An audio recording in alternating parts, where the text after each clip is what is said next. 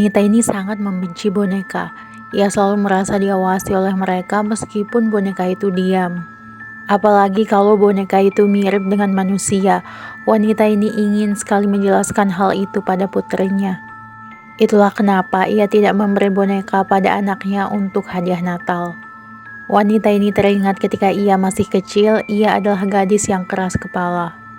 Ketika ia seumuran anaknya dulu, ia pergi bersama kedua orang tuanya ke Hokkaido, Jepang untuk urusan bisnis ayahnya sekalian liburan. Orang tuanya membelikannya banyak sekali mainan, tapi ada satu mainan yang menarik perhatian gadis ini. Suatu hari mereka mengunjungi sebuah kuil. Mereka melihat-lihat patung dan arsitektur bersejarah.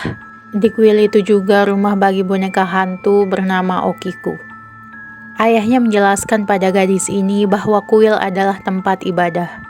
Tapi saat melihat boneka itu, gadis ini menginginkannya. Gadis ini berkeringat ketika meninggalkan biara karena ternyata dia diam-diam mengambil boneka Okiku. Ketika para biksu sedang berdoa dan memasukkannya ke dalam tas ibunya. Ketika sampai di hotel, gadis ini mengeluarkan boneka itu yang membuat kedua orang tuanya terkejut kenapa ia mencurinya. Ibunya berkata bahwa boneka itu harus dikembalikan. Tapi gadis ini memohon agar tidak mengembalikannya. Lalu ayahnya berkata akan membayarnya saja. Setelah ayahnya menutup telepon, ia mengatakan bahwa biksu menolak tawaran itu dan mengatakan karma akan membawa boneka itu kembali ke kuil. Mereka tidak mengerti, tapi gadis ini sangat senang karena ia bisa menyimpan boneka itu. Boneka itu sangat cantik, memakai kimono, rambut sebahu, dan berukuran 16 inci. Gadis ini selalu menyisir rambut Okiku dan selalu ada di sampingnya apapun yang ia lakukan. Dia bahkan tidur di ranjang yang sama bersama Okiku dan merasa sangat nyenyak.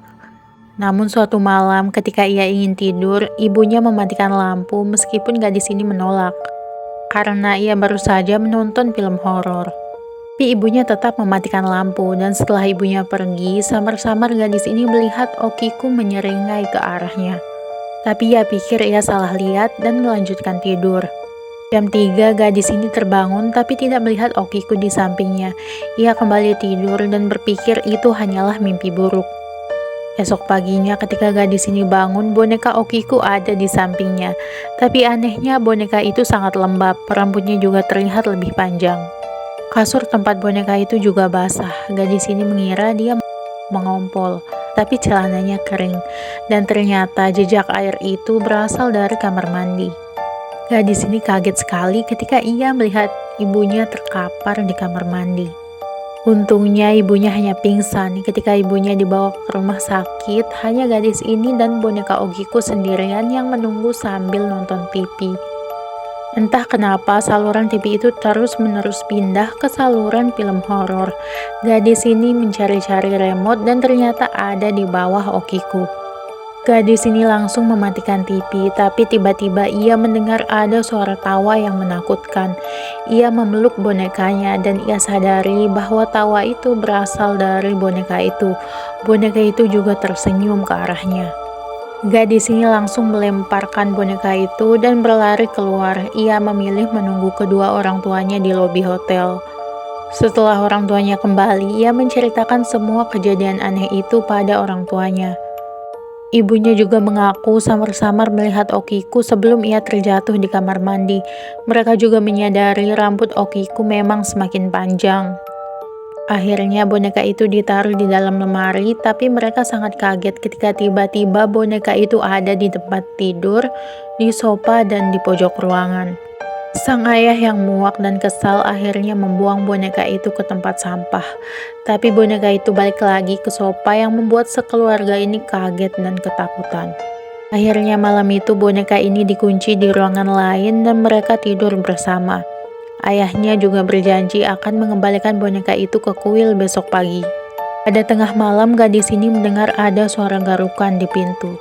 Ia membangunkan ayah dan ibunya, tapi mereka tidak bangun-bangun. Tiba-tiba ada suara anak kecil yang memanggil namanya dan menyuruhnya untuk membuka pintu. Gadis ini seolah kesurupan perlahan berjalan ke arah pintu. Ketika semakin dekat, ia juga mendengar tawa jahat dan anak kecil yang memanggil namanya secara beriringan. Sampai gadis ini benar-benar mau membuka kenop pintu, sebuah tangan menghentikannya. Itu adalah ayahnya. Ayahnya marah besar, mengancam akan membakar boneka itu. Tiba-tiba ada suara gedebuk dari luar.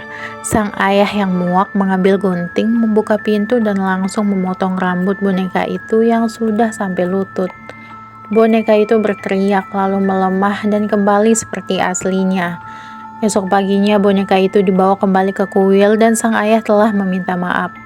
Ternyata dahulu Okiku diambil dari nama pemilik aslinya, seorang gadis kecil di tahun 1918. Boneka itu diberikan oleh sang kakak kepada adiknya. Adiknya sangat menyukai boneka itu dan tidak pernah melepaskannya.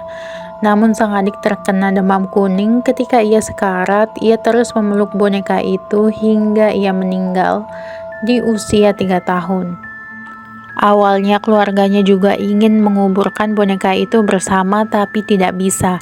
Setelah itu entah kenapa rambut boneka itu terus bertumbuh dan perlahan menghantui keluarga mereka. Mereka percaya jiwa putrinya terperangkap dalam boneka itu. Akhirnya boneka itu diserahkan ke kuil. Bahkan rambut itu dipotong dan diuji peneliti yang mengatakan itu adalah rambut manusia asli. Mendengar cerita itu, gadis ini trauma dan membuang semua bonekanya. Itulah kisah masa kecil wanita ini. Sehingga ketika Natal ia membelikan anaknya kado. Pas dibuka, anaknya sangat kecewa. Ternyata itu bukan boneka, melainkan iPad. Dia menangis dan melemparkan iPad-nya ketika ia tiba-tiba melihat ada kado entah dari mana di sudut ruangan. Gadis ini dengan gembira membukanya. Ia tertawa dengan suara familiar yang membuat ibunya takut. Dan isi kado itu adalah boneka Okiku. Okiku telah kembali.